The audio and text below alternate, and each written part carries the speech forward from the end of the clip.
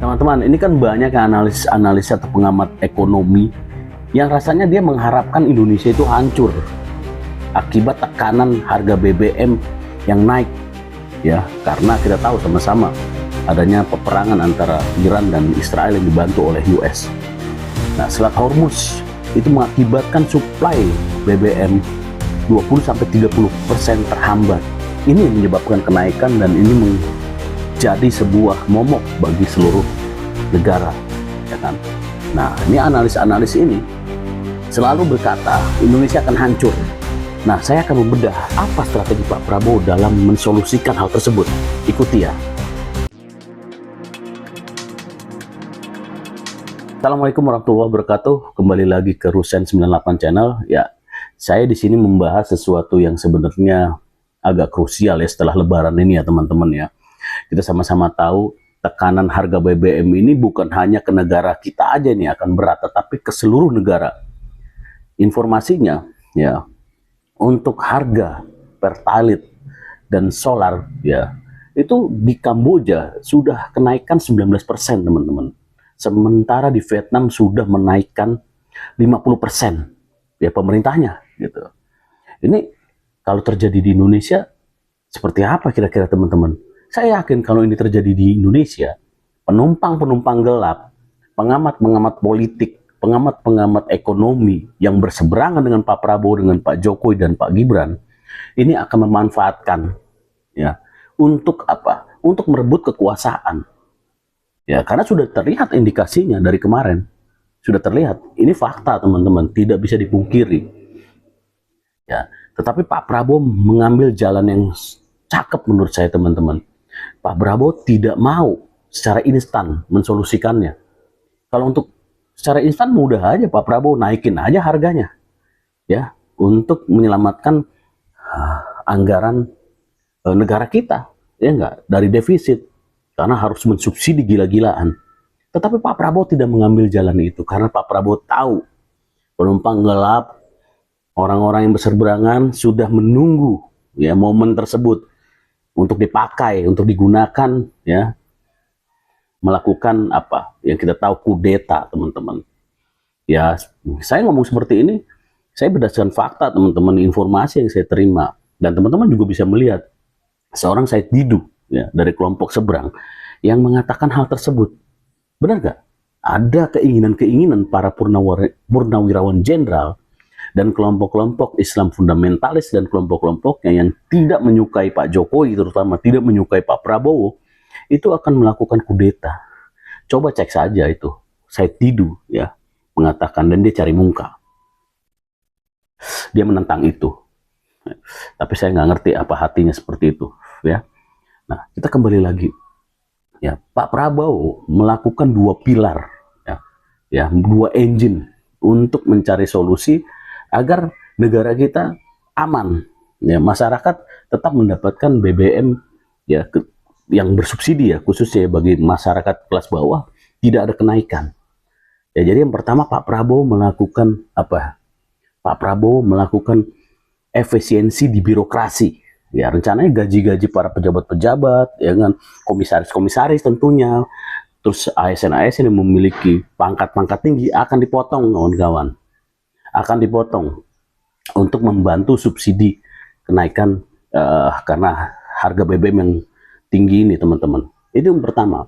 Dan menurut saya itu sangat bijak, teman-teman, ya. Jadi ya selama ini kan para birokrat, yang para penipu-penipu itu yang maling-maling uang masyarakat, berkontribusilah saatnya, gitu ya. Berkontribusilah.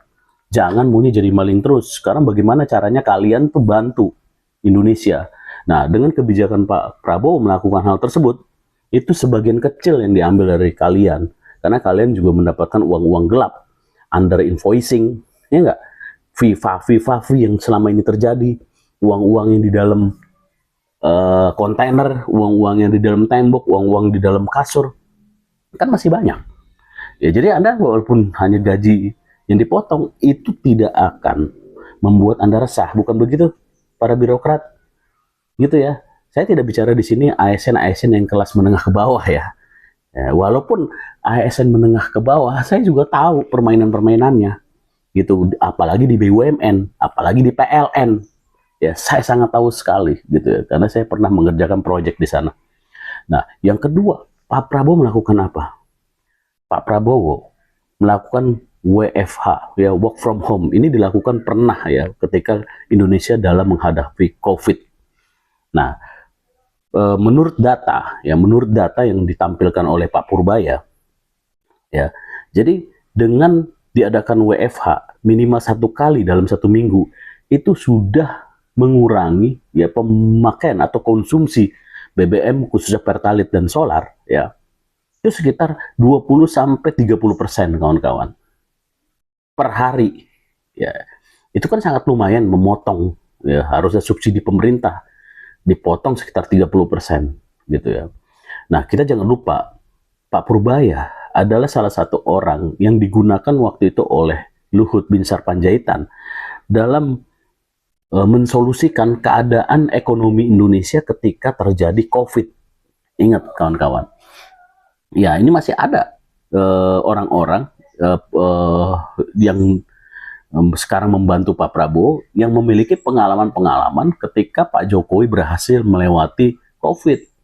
Di situ ada Luhut, Ketua DEN, ya kan, Dewan Ekonomi Nasional, kemudian ada Pak Purbaya, ya, di mana Pak Purbaya punya pengalaman itu dan dia terus meyakinkan kepada masyarakat dan selalu mengatakan bahwa itu pengamat-pengamat, analisis-analisis yang ingin kita hancur, selalu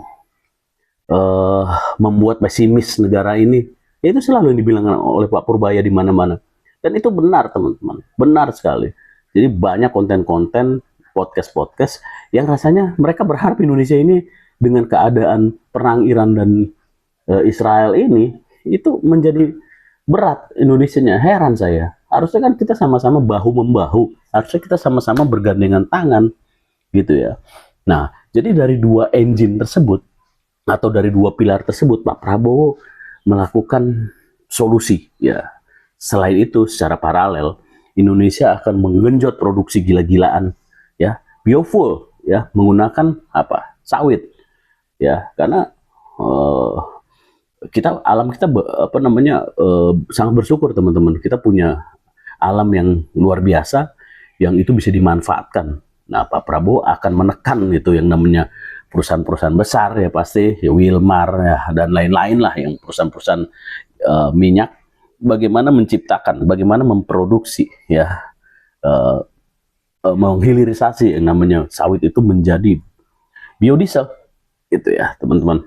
Oke ya, jadi itu yang dilakukan Pak Prabowo menurut saya sangat ciamik dibandingkan Pak Prabowo secara instan menaikkan harga, ya. Kalau menaikkan harga itu mudah sekali, seperti apa yang dilakukan oleh Singapura. Ya kan, sekarang menyentuh harga 52.000 secara rupiah, ya, per liter. Kalau Indonesia melakukan itu, Pak Prabowo tahu kita belum solid. Kekuatan kita belum solid, walaupun tentara sekarang saat ini dianggap solid. Tetapi Pak Prabowo tahu ada pihak-pihak asing, terutama dari George Soros dan tim, yang ingin melakukan sesuatu terhadap bangsa ini. Ya, fakta harus dibedah. Oke, kalau mau dibedah nanti di konten berikutnya saya akan tampilkan bagaimana kelompok-kelompok NGO termasuk media-media yang uang George Soros masuk ke sana, gitu. Tetapi saya pikir udah banyak lah, teman-teman bisa cek, dan itu fakta, teman-teman, ya. Jadi kekuatan asing yang menginginkan Indonesia hancur itu memang ada, gitu. Dan Pak Prabowo melihat dari kelompok internal, dia juga banyak yang belum solid. Jadi Pak Prabowo harus mengambil jalan seperti di COVID waktu itu, ya. Dia tidak menaikkan harga BBM, tidak menaikkan untuk kelas masyarakat, ya, Pertalite dan solar tentunya tidak akan menaikkan. Dia melakukan strategi-strategi yang saya katakan tadi. Ini akrobat yang dilakukan Pak Prabowo tentu saja belum terbukti, teman-teman, ya, belum terbukti. Akan terbukti ketika nanti kita lihat 1 minggu 2 minggu ke depan, gitu ya. Nah, yang harus kita pegang prinsipnya adalah kita harus menjaga kesolidan nasional, kawan-kawan.